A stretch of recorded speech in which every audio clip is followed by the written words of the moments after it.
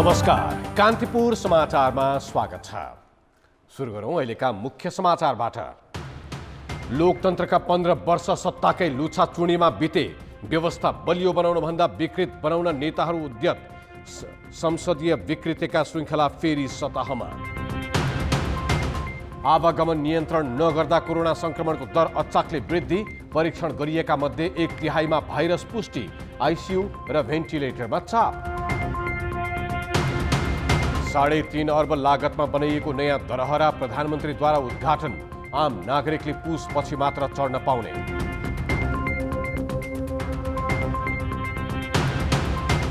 Oxygen अभावमा दिल्ली स्थित एक अस्पतालमा 25 बिरामीले ज्यान गुमाए। भारतमा एकै दिन 3.5 लाखमा संक्रमण, 2600को मृत्यु। र नेपाललाई 11 वर्षपछि घरेलु मैदानमा अन्तर्राष्ट्रिय क्रिकेटको उपाधि। त्रिकोणात्मक सिरिजमा नेदरल्यान्ड्समाथि 142 रनको कीर्तिमानी जित।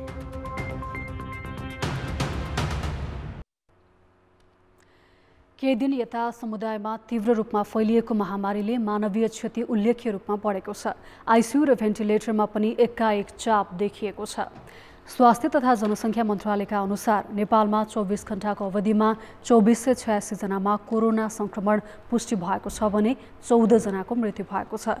देशभर 7500 नमुनाको PCR परीक्षण गर्दा 33% भाइरस देखिएको हो। 1143 जनाको एन्टिजेन जाँच गर्दा 113 जनामा संक्रमण देखिएको छ। काठमाडौँ उपत्यकामा 872 जनामा कोरोना संक्रमण पुष्टि भएको छ। हिजोसम्म आइसियुमा 173 जना रहेकामा आज 213 जना पुगेका छन्।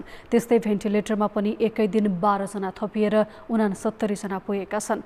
गम्भीर प्रकृतिका बिरामी बढ्दै जाँदा आइसियु र भेन्टिलेटरमा चाप बढ्नुका साथै मानवीय क्षति पनि उल्लेख्य रूपमा बढेको छ। वैशाख लागेपछि मात्रै 78 जनाको ज्यान गइसकेको छ। कोरोनाको संक्रमणको पहिलो चरणमा सरकारले गत वर्ष केन्द्रदेखि प्रदेश र स्थानीय तहसम्म नियन्त्रणका लागि प्रचार प्रसार र सुरक्षा सावधानीमा धेरै नै पहल गरेको थियो। संक्रमण रोक्न सुरुबाटै लकडाउन गरिएको थियो। तर यसपालि दोस्रो लहरले निकै आक्रान्त बनाइरहँदा नियन्त्रणका लागि सामान्य कदम समेत चालिएको छैन। सबैतिर व्यवस्था र हेलचेक्राइले स्थिति नियन्त्रण बाहिर जाने सङ्केत देखिँदैछन्। गत वर्ष कोरोना संक्रमण भित्रिने बित्तिकै मुलुकभर लकडाउन र निषेधाज्ञा जारी गरिएको थियो। स्थानीय तहले भ्याएसम्म क्वारेन्टिन र आइसोलेसन निर्माण गरेका थिए। सार्वजनिक स्थलहरू निर्मलीकरण गरिएको थियो। एउटा संक्रमित भेटिने बित्तिकै उसको सम्पर्कमा पुगेका व्यक्तिहरूको सूची तयार गरी परीक्षण गरिन्थ्यो। त्यतिखेर शङ्का लाग्ने बित्तिकै परीक्षण हुन्थ्यो भने अहिले लक्षणसहित अप्ठ्यारो नपरी PCR परीक्षण नै हुँदैन। त्यो पनि अस्पतालमा मात्र। भिडभाड हुने अधिकांश क्षेत्र खुल्लै छन्। अन्तर्राष्ट्रिय उडान सञ्चालनमै छन्। सीमा नाका खुल्ला राखिएका छन्। सार्वजनिक यातायात, बजार र सरकारी कार्यालयमा रहेको भिडभाड कम भएको छैन। पोहोर साल के भने हामी समयमै लकडाउन गर्यौं। लकडाउन गर्न साथ लकडाउनको असर गरिबहरूलाई पर्छ, जसको चाहिँ रोजगार छैन उहाँहरूलाई पर्छ। खानपिनको अवस्था थिए भनेर चाहिँ स्थानीय तहले आवश्यक सहयोगहरू, खानपिनको सहयोगहरू गरेको थियो। त्यसपछि क्वारेन्टाइनको ठुलो व्यवस्थाहरू उहाँहरूले गर्नुभएको थियो। त्यसपछि कन्ट्याक्ट ट्रेसिङ गर्ने, आइसोलेसनको लागि पनि व्यवस्थाहरू गर्नुभएको थियो। तर अहिले थाकेको जस्तो फिल भएको छ हैन। अहिले चाहिँ नि लामो समय भयो, 1 वर्ष भयो भने यसमा दुईटा कमजोरी भएको छ। एउटा चाहिँ नि अब हाम्रो राजनेता, स्थानीय तहको प्रतिनिधिज्यूहरू, राजनीतिक प्रतिनिधिज्यूहरू, नेताजीहरू और उहाँहरू अलि थाक्नु भयो कि भन्ने हामीले फिल भएको छ। नेपालगञ्ज लगायत धेरैतिरका अस्पताल बिरामी भरिभराउ भइसकेका छन्। गत वर्षभन्दा अहिले एकै पटक ठुलो सङ्ख्याका बिरामी थपिँदैछन्। ती मध्ये अस्पतालमै राखेर उपचार गर्नुपर्ने धेरै छन्। जटिल अवस्थाका बिरामीले अस्पताल भरिँदा अक्सिजन लगायत तत्कालै ज्यान जान नदिने खालका सरसामग्री पुर्याउन धौधौ भइसकेको छ। कतिपय ठाउँमा सङ्कलन गरिएका नमुनाको 100% व्यक्तिमै सङ्क्रमण देखिएको छ। यसले अघिल्लो वर्षको तुलनामा निकै भयावह अवस्थातर्फ उन्मुख गराइरहेको देखाउँछ। यो त एकदमै योभन्दा नि अझ बढ्न सक्छ। धेरै सङ्ख्या बढेपछि त धेरै बिरामी हुन्छ, धेरै बिरामी भएपछि अस्पतालमा राख्नुपर्ने हुन्छ। अस्पतालले पनि धान्न सकेन भनेदेखि त एकदमै विकराल रूप आउँछ, जुन चाहिँ अहिले भारतमा देखिराखेको पनि छ। कतिपय हामीले देखिरहेका छौँ अक्सिजन नै पुगेन भनेर, भेन्टिलेटरै पुगेन भनेर, त्यस्तो अवस्था आउन पनि सक्छ हामी कहाँ। त्यसैले यो त भयावह हुनसक्छ, एकदमै भयावह हुनसक्छ। एकदम अहिले नै कि हामी चाहिँ सतर्कता अपनाउनु एकदम अति जरुरी भइसक्यो। सङ्क्रमणको दर तीव्र हुनु, नयाँ प्रकारको भाइरस बढी सङ्क्रामक र घातक हुनु अनि आम नागरिकमा समेत हेलचेक्राइ बढी हुनुले आसन्न सङ्कटको भयावहता प्रष्ट पार्छ। कान्तिपुर समाचारका लागि क्यामेरामा श्याम श्रेष्ठ र विनोद कोजुका साथ नारायण किलम्बु, काठमाडौँ। छिमेकी मुलुक भारतमा महामारी नियन्त्रण बाहिर गएकाले प्राय मुलुकले हवाई सम्पर्क विच्छेद गरे पनि नेपालमा भने दैनिक 2 उडान भइरहेका छन्। भारतबाट हवाई मार्ग हुँदै नेपाल आउनेलाई क्वारेन्टिन बस्न बाध्य पारिएको छैन। पर्वतराज घिमिरेको रिपोर्ट। भारतमा पछिल्लो 24 घण्टामा 3,46,000 नयाँ संक्रमित थपिएका छन्। एकै दिन 2600 भन्दा बढीको ज्यान गएको छ। यस तथ्याङ्कले त्यहाँ महामारीले कस्तो रूप लिएको छ भन्ने प्रश्न पार्छ। तर त्यहाँबाट नेपाल प्रवेश गर्ने माथि निगरानी गरिएको छैन। इन्डियाबाट आउनेलाई चाहिँ एउटा तपाईँ होम आइसोलेसनमा बस्नुस् अथवा के आइसोलेसनमा बस्नुस् भनिन्छ, क्वारेन्टाइन भनेर उहाँहरूलाई बाध्यकारी छैन। त्यही भएर मलाई लाग्छ सायद मोनिटर नभएको होला। जस्तो हाम्रो पनि नेपालीहरू यहाँबाट जुन इन्डिया जानुहुन्छ उहाँहरूलाई पनि फर्मालिटिजहरू धेरै हुन्छ, त्यस उहाँहरूले पनि तपाईँ आइसोलेसनमा बस्नु होला है भनिन्छ। एउटा त्यो माने कुनै बाध्यकारी होइन कि एउटा रिक्वेस्ट टर्ममा चाहिँ गरिन्छ, सायद त्यही भएर होला उहाँ मोनिटर नगरेको। हवाई मार्ग हुँदै त्रिभुवन अन्तर्राष्ट्रिय विमानस्थलबाट दैनिक 400 हाराहारी यात्रु काठमाडौँ प्रवेश गरिरहेका छन्। उनीहरूलाई समुदायमा जान कसैले रोकेको छैन। क्वारेन्टिन बसे नबसेको निगरानी पनि गरिएको छैन। नेपाल वायु सेवा निगम र एयर इन्डिया एक गरी नयाँ दिल्लीबाट काठमाडौँका लागि दैनिक 2 वटा उडान हुँदै आएको छ। खाडी मुलुकमा श्रमिक पुनः फर्किँदा तेस्रो मुलुकमा कम्तीमा 15 दिन बस्नुपर्ने नियमका कारण नेपाल प्रवेश गर्ने भारतीयको चाप छ। पछिल्लो एक सातामा 2153 जना भारतीय राहदानी वाहक नेपाल भित्रिएको विमानस्थलको तथ्याङ्क छ। प्रवेश गर्न सजिलो र बसाई पनि सस्तो भएकाले विभिन्न नाका हुँदै सडक मार्गबाट आउने भारतीय अझ धेरै हुन सक्ने अनुमान छ। भारतसँगको यस्तो निर्वाध आवागमन महँगो पर्न सक्ने चिकित्सकहरूको चेतावनी छ। खालि बोर्डरमा मात्र सिमाना मात्र रोक्ने कोसिस त गरिरहेका छौँ, तर यसरी आउने र उहाँहरू क्वारेन्टाइन नबसेर खुलिआम अब बाहिर सडकहरूमा विभिन्न मानिसहरूसँग भेटघाट गर्दाखेरि चाहिँ ती भेटघाट गरिएका मानिस थप आफ्नो परिवारसँग चाहिँ बस्दाखेरि त्यो सर्न सक्ने सम्भावना चाहिँ उच्च जोखिम चाहिँ देखिन्छ। सीमा क्षेत्रमा भारतबाट प्रवेश गर्नेहरूको परीक्षणले झन्डै 100% भाइरस पुष्टि भएको छ। तैपनि भारतसँगको आवागमन किन नियन्त्रित नगरिएको हो, यसको जवाफ भने कुनै निकायले दिएका छैनन्। कान्तिपुर समाचारका लागि पर्वतराज घिमिरे, काठमाडौँ। नेपालगञ्जमा 2 हप्ता यता दैनिक 400 भन्दा बढी कोरोना भाइरसका संक्रमित थपिने गरेका छन्। 2 दिन यता मृत्युदर समेत भ्वात्तै बढेको छ। शुक्रबार र शनिबार 2 दिनमा मात्रै 10 जनाको मृत्यु भएको छ। संक्रमितलाई राखेर उपचार गर्ने ठाउँ र स्वास्थ्य जनशक्ति समेत नभएका बेला मृत्यु दर बढ्ने क्रम सुरु भएपछि उपचार त परे जाओस्, शव व्यवस्थापनमा समेत चुनौती उत्पन्न भएको छ। बितेका 24 घण्टामा बाँकेमा 10 जना कोरोना भाइरस संक्रमितको मृत्यु भयो। यससँगै लक्षणसहितका कोरोना संक्रमित अस्पताल उपचारका लागि आउने क्रम पनि बढेको छ, जसले गर्दा कोरोना संक्रमितको उपचार र शव व्यवस्थापनमा चुनौती थपिँदै गएको छ। एरोप्लेनहरू सबै चलिरहेका छन्, नाइट बसहरू आइरहेका छन् र एउटा नगरपालिकालाई लकडाउन गरेर जस्तो कोहलपुर बर्दिया नजिकका जुन ठाउँ छन् त्यहाँ समेत लकडाउन छैन र विशेष रूपले हाम्रो जमुनाहा नाका बर्दिया यो सबै जुन तपाईँको चाहिँ छोटी भन्सार यस्ता सबै इन्डियामा चाहिँ कार्यरत नेपालीहरू पनि भित्र आउने क्रम त्यति नै जारी छ जुन पहिले छ। त्यसले गर्दाखेरि यो किसिम भयो भने चाहिँ नेपालगञ्जमा यो चेनको ब्रेक गर्नलाई गाह्रो छ। बाँकेमा गएको चैत महिनादेखि कोरोना भाइरसको संक्रमण सुरु भएको हो। वैशाख महिना सुरु भएपछि शनिबारसम्म 22 जनाको मृत्यु भइसकेको छ। समुदाय स्तरमै महामारी फैलिएका बेला जनस्तरमा पनि सावधानीका उपाय नअपनाउने हो भने संक्रमणसँगै मृत्युदर पनि अझै बढ्ने चिकित्सकले चेतावनी दिएका छन्। यहाँ मृत्युदर पनि बढेकाले शव व्यवस्थापनमा चुनौती थपिएको छ। नेपाली सेनासँग भएको एउटा शव वाहनले नपुग्ने देखिएपछि गृह प्रशासनले थप शव वाहनको खोजी गर्न थालेको छ। संक्रमितको संख्या बढेर भेरी अस्पतालमा राख्ने ठाउँ नभएकाले गृह प्रशासनले नेपालगञ्ज बाहिर 4 स्थानमा अक्सिजन सहितको आइसोलेसन सञ्चालनमा ल्याउने भएको छ। कृषि तालिम केन्द्रमा 50 बेडको बनाउने र त्यस्तै चाहिँ नि खजुरामा जनक शिक्षा सामग्री केन्द्रको भवन रहेको छ। त्यो भवनमा पनि 50 बेडको चाहिँ नि अक्सिजन सहितको आइसोलेसन केन्द्र त्यो निर्माण लगभग पूरा भइसकेको अवस्था छ।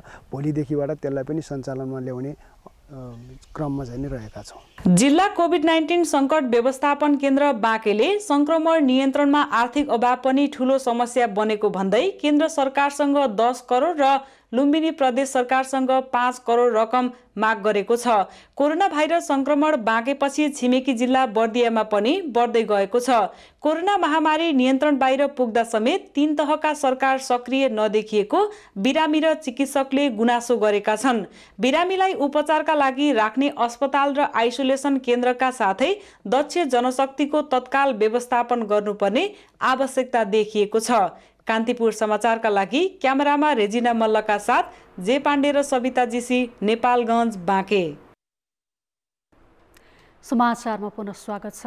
तत्कालीन राजा ज्ञानेन्द्रको प्रत्यक्ष शासन ढालेर जनताले स्थापित गरेको पछिल्लो संस्करणको लोकतन्त्र 15 वर्ष काटेर आजबाट 16औं वर्ष लागेको छ। यही बीचमा माओवादी सशस्त्र सङ्घर्ष त्यागेर शान्तिपूर्ण राजनीतिमा समाहित भयो। शान्तिपूर्ण तवरले नै राजतन्त्रलाई बिदा पनि गरियो। समावेशिता र राजनैतिक स्थायित्वको मूल अभीष्ट राखी संविधान सभाबाट नयाँ संविधान जारी गरियो। तर नेताहरूको चरित्र नबदलिँदा दलीय राजनीति र संसदीय अभ्यासमा उही 2048 साल पछिका विकृत अभ्यास दोहोरिँदैछन्। तत्कालीन राजा ज्ञानेन्द्र शाहले सत्ता हातमा लिएपछि शान्तिपूर्ण राजनीतिमा रहेका 7 दलले सडक आन्दोलन गरिरहेका थिए। तर जनताको ठूलो सहभागिता जुटेको थिएन।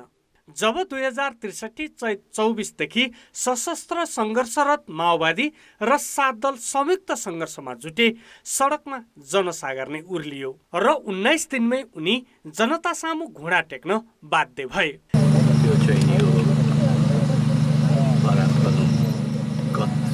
शाही शासन विरुद्ध सुरुमा जनता सडकमा नउत्रिनुको कारण थियो 2048 पछि राजनीतिक दल र संसदभित्रका विकृत अभ्यास। दलहरूको टुटफुट, अस्वस्थ गठजोड, सरकार ढाल्न र टिकाउन सांसद किनबेचदेखि सुरासुन्दरी काण्ड, भ्रष्टाचार अनि प्राडो पजेरो काण्ड। जब ती नेताहरूले सामूहिक रूपमा जनतासँग माफी मागे र पुराना गल्ती नदोहोर्याउने बाचा गरे, जनताले पत्याए र छातीमा गोली थापेर लोकतन्त्रका नाममा आहुति दिन तयार भए।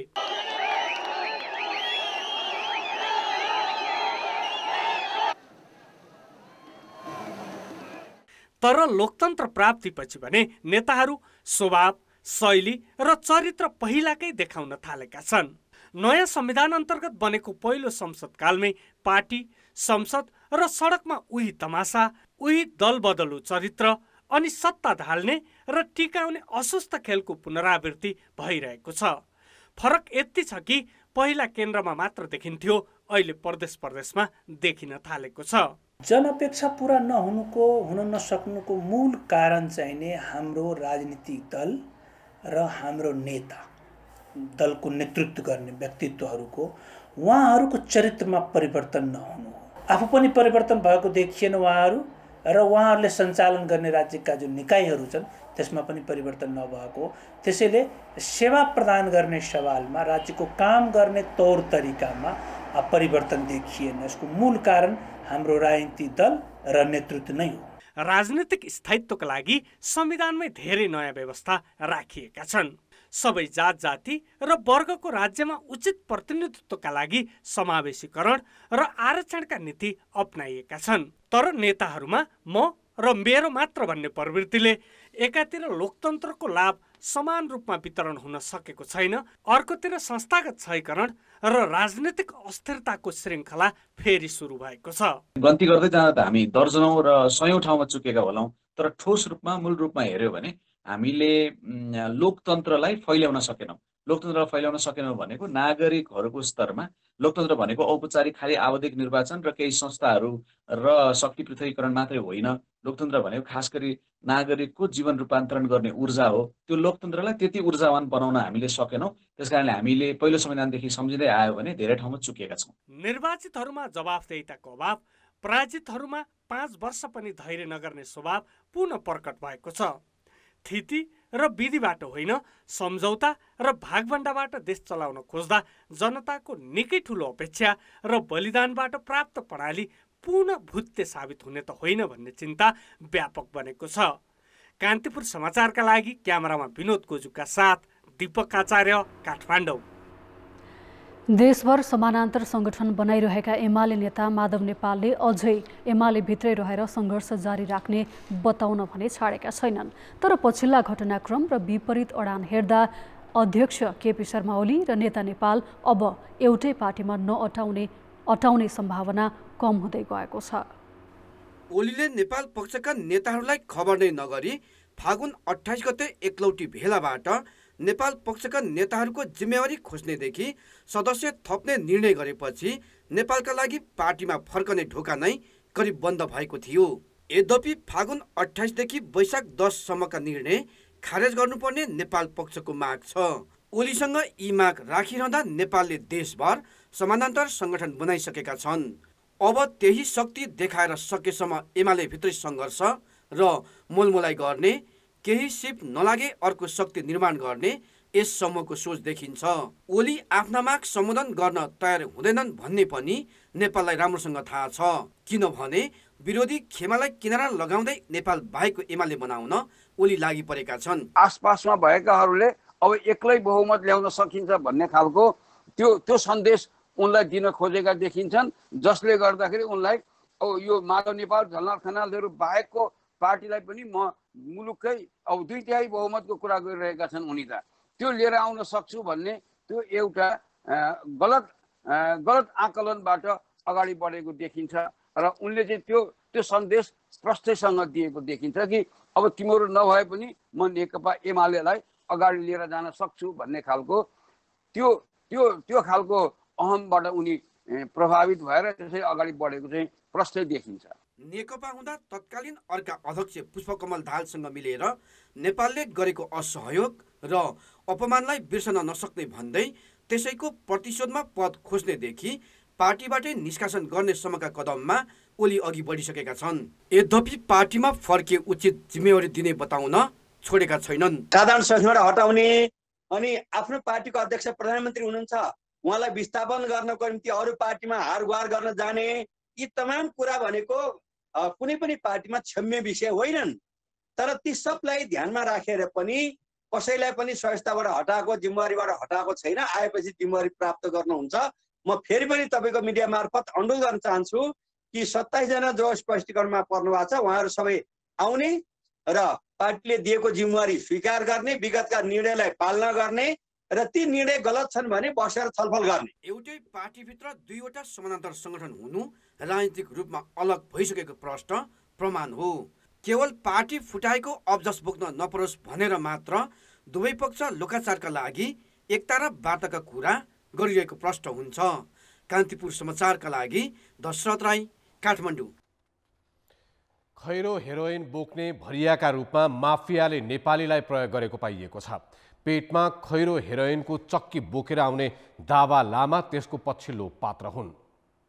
चैत 26 गते दिउँसो करिब 1 बजे त्रिभुवन अन्तर्राष्ट्रिय विमानस्थलमा एयर अरबियाको जहाजमा संयुक्त अरब इमिरेट्सबाट आएका अरू सबै यात्रु सहजै बाहिरिए, तर दावा लामा रोकिए। उनको लगेजमा त त्यस्तो अवैध सामान केही थिएन, तर स्वभाव भने अस्वाभाविक देखिएपछि उनी प्रहरीको शङ्काको घेरामा परेका थिए।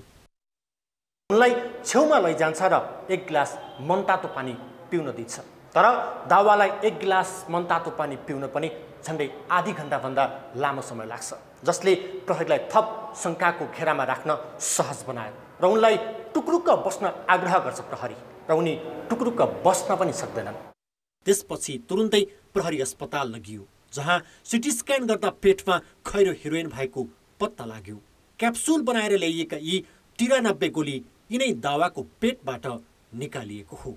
दावाले यो खैरो हेरोइन ल्याउन गरेको मेहनत भने सामान्य छैन।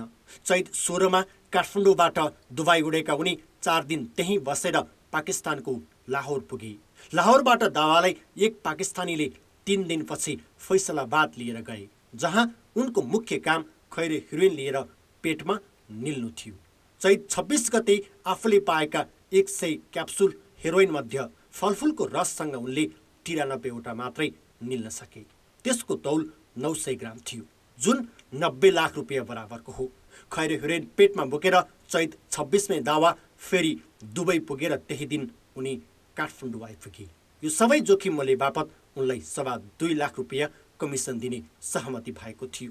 प्रहरीका अनुसार त्यसको सबै चाँजो पाँजो मिलाउने नेपालको मुख्य एजेन्ट भने महिला होनीमाया गुरुङ हुन्। उसलाई होनीमायाले तिमी दुबईसम्म जानु, केही काम छ, तिमी गएर आए बापत तिमीलाई चाहिँ सर्टेन अमाउन्ट पनि मिल्छ भन्ने किसिमले उसलाई दिइसकेपछि, जानकारी गराइसकेपछि ऊ कामकै लागि उसले हामीलाई अहिले तत्काल मलाई त्यति जानकारी छैन भन्ने जुन जानकारी दिए तापनि ऊ पहिला पनि 65 सालमा पनि मुद्दामा परेको। त्यसले गर्दाखेरि हामीलाई के थाहा छ भने उसलाई म किन जाँदैछु पाकिस्तान भन्ने खालको कुराहरू अलरेडी उसलाई जानकारी हुनुपर्छ। दावा 2065 सालमा पनि खैरो हेरोइन कारोबारकै अभियोगमा 5 वर्ष कैद भोगिसकेका व्यक्ति हुन्।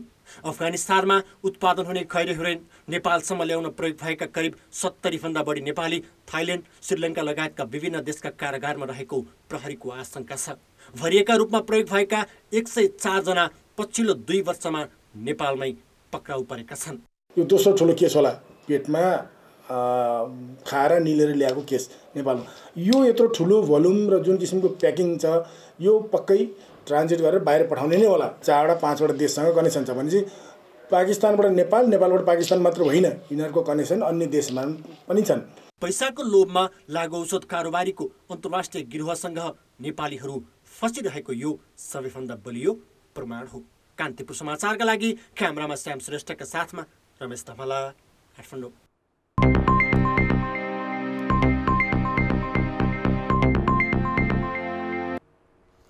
2072 सालको भूकम्पले भत्किएको काठमाडौँको मुख्य पहिचान चिन्ह धरहरा 6 वर्षपछि पुनः ठडिएको छ। 62 जनाको ज्यान जाने गरी ढलेको धरहराको ठुटो यथावतै राखेर नयाँ धरहरा बनाइएको छ। आज प्रधानमन्त्री केपी शर्मा ओलीले पुरानै स्वरूपमा देखिने आधुनिक प्रविधि र सामग्रीबाट बनेको धरहरा उद्घाटन गरी नेपाली स्वाभिमानको प्रतीकका रूपमा चित्रण गर्दै अब कहिल्यै नभत्किने बताएका छन्। साथै उनले टुँडीखेल विस्तार गर्ने बृहत टुँडीखेलको योजना पनि सार्वजनिक गरेका छन्।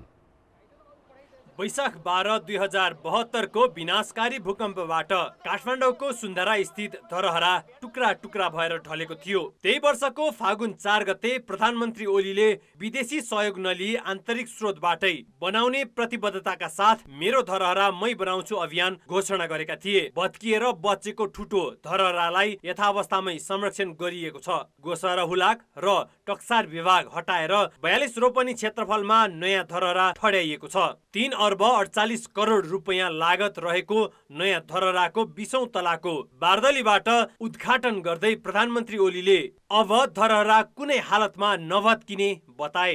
अब उपरान्त धरहरा ढल्दैन, त्यो सुनिश्चित हामीले गरेका छौँ।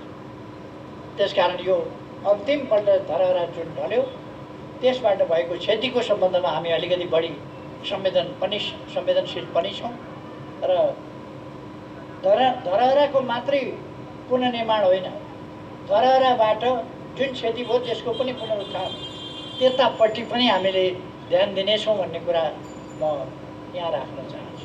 पहिलो धरहरा तत्कालीन प्रधानमन्त्री भीमसेन थापाले महारानी त्रिपुरा सुन्दरीको सम्झनामा विक्रम सम्वत 1882 मा 11 तलाको बनाएका थिए। 1990 सालको महाभूकम्पमा भत्किएपछि 9 तला मात्र कायम गरिएको थियो, जुन 6 वर्ष अघिको भूकम्पले भत्काइदियो। नयाँ धरहरा 83.85 मिटर अग्लो र 22 तलाको छ, जहाँ 2वटा लिफ्ट पनि जडान गरिएका छन्। यो 72 सालको भूकम्प लगायत भूकम्प के हो भन्ने विषयमा त्यसको एउटा चाहिँ प्रत्यक्ष त्यहाँ चाहिँ अवलोकन गरिसकेपछि त्यो एउटा चाहिँ मान्छेलाई ज्ञान हुने बुझ्ने हुने हिसाबले हामीले म्युजियम तयार गर्दैछौँ र यसको साथसाथै जुन ट्रिपल बेसमेन्ट भनेका छौँ यसको माथिपट्टि हामीले चाहिँ तपाईँको फाउन्डेसन, म्युजिकल फाउन्टेन अनि गार्डन लगायतको एउटा चाहिँ आकर्षक बगैँचाको रूपमा त्यसलाई डेभलप गर्दैछौँ। त्यो आकर्षक बगैँचामा फिटनेसको फिजिकल फिटनेस लगायत एक्सर्साइज गर्ने कुराहरूको लागि पब्लिकको सहज पहुँच हिसाबले त्यो गर्ने हाम्रो लक्ष्य छ। नयाँ धरहरा रहेको क्षेत्रमा आधुनिक 3 तले भूमिगत पार्किङका साथै भूकम्प, टक्सार र हुलाक सहितको संग्रहालय तथा आकर्षक बगैँचा निर्माण गरिँदैछ। धरहरा बने पनि सम्पूर्ण क्षेत्रको निर्माण सक्न अझै 9 महिना लाग्ने र सर्वसाधारणका लागि पुसपछि मात्र खुला गरिनेछ। कान्तिपुर समाचारका लागि क्यामेरामा मुरारी घिमिरे र श्याम श्रेष्ठका साथ नवराज पाण्डे र सुबिन्द्र श्रेष्ठ, काठमाडौँ। ब्रेकपछि पुनः स्वागत छ। अब जनमतको अन्तिम परिणाम। जनमतमा हिजो हामीले सोधेका थियौं, नक्कली भ्याट बिल बनाएर राजस्व छल्ने प्रवृत्ति किन बढेको होला? ए लागेको बानी, बी नियमनको अभाव र सी कर्मचारी र व्यवसायीको मिलमत हो। तपाईँले गर्नुभएको एसएमएसको अन्तिम परिणाम यस्तो छ। ए लागेको बानीमा 15%, बी नियमनको अभावमा 34% र सी कर्मचारी र व्यवसायीको मिलेमतोमा 51% मत प्राप्त भएको छ। अब आजको प्रश्न। जनमत ठूलो संख्यामा संक्रमित भित्रिँदा पनि भारतसँगको आवागमन किन नियन्त्रण नगरिएको होला? ए सरकारको ध्यान नपुगेर, बी अन्य समस्या निम्तिने भएर, र सी क्षमताले नभ्याएर। जनमतको अन्तिम परिणाम भोलि साँझ 8 बजेको कान्तिपुर समाचारमा प्रसारण गर्नेछौँ। कृपया NEWS न्युज स्पेस AB वा C टाइप गरी 34001 मा SMS गरी आफ्नो मत व्यक्त गर्नुहोला। अब जनताको आवाज लोकतन्त्र दिवसका सन्दर्भमा हामीले रुकुममा सोधेका छौं, लोकतन्त्रका 15 वर्षलाई कसरी समीक्षा गर्नुहुन्छ? जनताको आवाज। जनतामा उत्साह सिर्जना गर्यो र राज्य प्रणालीमा समावेशीकरणको अभ्यास सुरु भयो र नीति निर्माण तहमा जनताको सहभागिता वृद्धि भयो र शान्ति स्थापना भयो। सँगै यसका पछाडि सत्ता प्राप्तिका लागि दलहरूको अस्वस्थ गतिविधिहरू सञ्चालन हुँदै गए र अपेक्षित रूपमा भ्रष्टाचार नियन्त्रण हुन सकेन र चाहे जस्तो विकासले गति लिन सकेन। अहिलेसम्म के भइरहेको छ अरे? केही पनि के विकास भएको छ अरे? जनताले अपेक्षा गरे अनुसारको विकास हुन सकेको छैन। अपेक्षाकृत विकास हुन नसक्दा जनता निराश छन्। यसमा मुख्य भूमिका विशेष गरी राजनीतिक दलहरूले निर्वाह गर्न नसकेको देखिन्छ। जनता दुखित भएर जनताले आधार पाउने आधार नपाएर हैन स्वार्थीको व्यवहारबाट चाहिँ नि उन्नति प्रगति भयो। खास हुनुपर्ने कर्तव्यले भएन। नेताहरूले चाहिँ अब आफ्नो मान्छेलाई खोजी अवसर दिने भए, अब नपाउने मान्छे त त्यत्तिकै मर्ने भयो नि त। अब हुने मान्छे आफ्नो हुने मान्छेले खाने भयो। जति उपलब्धिमूलक हुनुपर्ने त्यो उपलब्धिमूलक भएन। मात्र नेताको निमित्त एउटा पार्टीको स्वार्थको निमित्त भए जस्तो लाग्छ। जनताले त्यो उपलब्धि पाए जस्तो मलाई लाग्दैन। जनता कहाँ छ? देश विकास चाहिँ कहाँ छ? यिनी चाहिँ सबै चाहिँ न काङ्ग्रेस न एमाले न माओवादी न कोही समाजवादी पार्टी यिनी चाहिँ आफ्नो आफ्नो स्वार्थमा छन्। यो 15 वर्षमा जनताले जुन कल्पना गरेका थिए, मतलब दिगो व्यवस्थाको कुरा, स्थिर शासन व्यवस्थाको कुरा र त्यो प्राप्त नगरेपछि जनतामा अहिले निराशा चाहिँ पैदा अवश्य पनि भएको छ।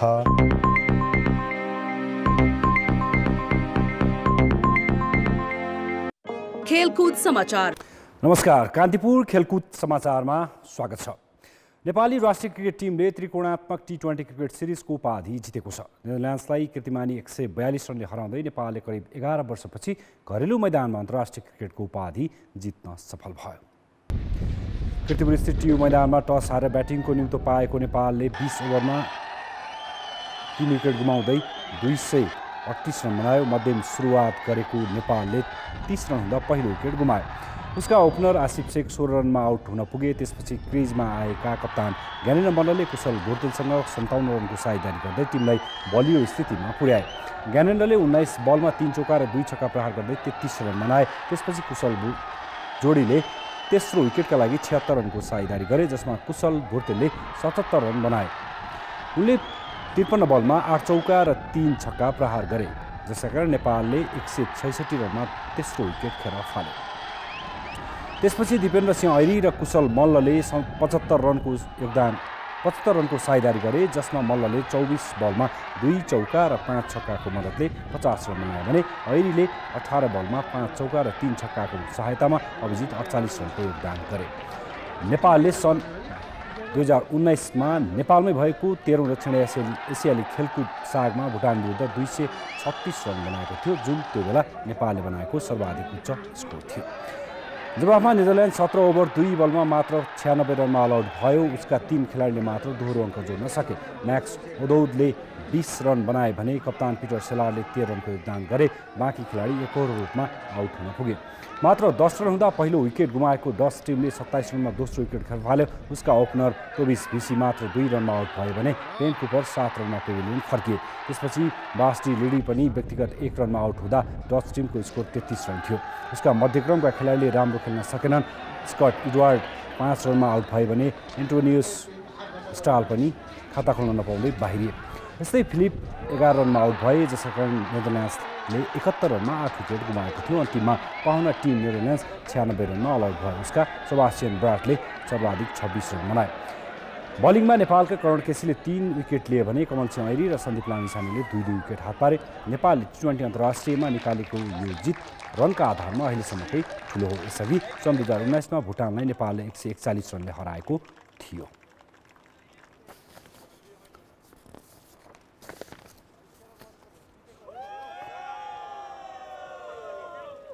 हामीले अन्तर्राष्ट्रिय प्रतियोगितामा यस्ता समर्थक देखेका छौँ जसका लागि खेल केवल खेल मात्र नभई धेरै कुरा हो। त्यस्तै नेपालमा पनि राष्ट्रिय क्रिकेटका एकजना यस्ता फ्यान देखिए जसले सबै खेल मैदानमा गएर हेरे। नेपालको पारी शुभ होस् भन्ने कामनाका साथ शङ्ख पनि बजाए। मैदानमा प्रवेश निषेध गरेपछि रुखमै बसेर उनले क्रिकेट हेरे। पेसाले पण्डिताई गर्ने ओमकृष्ण भण्डारी चलचित्रकर्मी पनि हुन्, तर त्यो भन्दा पनि बढी नेपाली क्रिकेटका समर्थक। त्रिवी मैदान बाहिर बसेर यिनले नेपालको हरेक ब्याटिङ, बलिङ तथा फिल्डिङमा शङ्ख बजाए। सांस्कृतिक मान्यता अनुसार शङ्ख बजाउँदा शुभ हुन्छ, सकारात्मक ऊर्जा आउँछ। खेलमा पनि यही कामना गरे। शङ्खले नकारात्मक सोचलाई चाहिँ काट्छ, नकारात्मक इनर्जीलाई चाहिँ कुल डाउन गर्छ, क्यान्सल गर्छ, पोजिटिभ इनर्जीमा रिभाइभ गर्छ पोजिटिभ इनर्जीको। दर्शकहरूमा पनि पोजिटिभ इनर्जी उत्पादन होस् भनेर चाहिँ यसलाई चाहिँ कनेक्ट गर्नलाई पनि हो। लिग चरण अन्तर्गत नेपाल र मलेसियाको पहिलो खेलपछि सरकारले कोरोनाको जोखिम हुने भन्दै दर्शक प्रवेश निषेध गरेको थियो, तर जोखिम मोलेरै हेमन्त भण्डारीले पनि पर्खाल बाहिर बसेर नेपाली क्रिकेटलाई समर्थन जनाइरहे। नेपालको दिनौदिन क्रिकेटमा राम्रो भइरहेछ है। यस्तै हो भने अब भविष्य पनि नेपालको धेरै राम्रो क्रिकेट सम्बन्धी पहुँच रहेको छ। क्रिकेट प्रतिको आकर्षण र नेपालले दिएको अतिथि सत्कारप्रति नेदरल्यान्ड्सका खेलाडीले पनि आभार प्रकट गरेका छन्। I think from the moment we arrived, we've had nothing but respect and love from the people here. It was absolutely fantastic. Everything was as well as organised as could possibly be. But then again, when the people weren't allowed in the crowd or allowed in the stadium, but still, I don't know how many people were around. It creates an atmosphere which you want to have as an international cricketer. And let me tell you, it's an experience that I would like to. Hopefully we can come back again or return the favour to Nepal when they come and visit the Netherlands. शनिबार भएको त्रिकोणात्मक सिरिजको final खेलमा नेदरल्यान्ड्सलाई हराउँदै नेपालले 11 वर्षपछि घरेलु मैदानमा उपाधिको खडेरी तोडेको छ। यसले खेलाडीसँगै समर्थकलाई पनि खुसी मिलेको छ। काठमाडौँ रेजर्सले नेपाल सुपर लिगमा विजयी सुरुवात गरेको छ। काठमाडौँले ललितपुर सिटी एफसीलाई 1-0 गोलले हरायो। जस्तो रङ्गशालामा भएको खेलमा काठमाडौँको जितमा विदेशी खेलाडी मेसिक ओलुमौको एकमात्र गोल निर्णायक बन्यो। पहिलो हाफ गोलरहित बराबरीमा सकिएको थियो। 66औं मिनेटमा ओलुमौले गोल गरी काठमाडौँको काठमाडौँलाई 1-0 को अग्रता दिलाए, जुन गोल नै जितका लागि सुनिश्चित भयो। जितपछि काठमाडौँले 3 अङ्क बनाएको छ। प्रतियोगितामा भोलि 2 खेल हुनेछन्। दिउँसो 2:30 बजे विराटनगर सिटी FC र धनगढी बीच हुनेछ भने साँझ 5:30 बजे पोखरा थन्डर्स र बुटौल लुम्बिनी FC बीच प्रतिस्पर्धा हुनेछ। कान्तिपुर खेलकुद समाचार अहिले यति नै। अब मौसम सम्बन्धी जानकारी।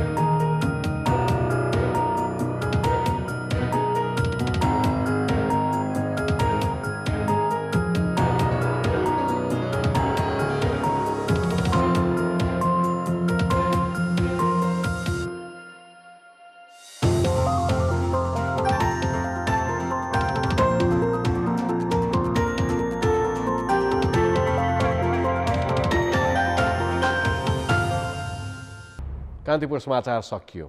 नमस्ते।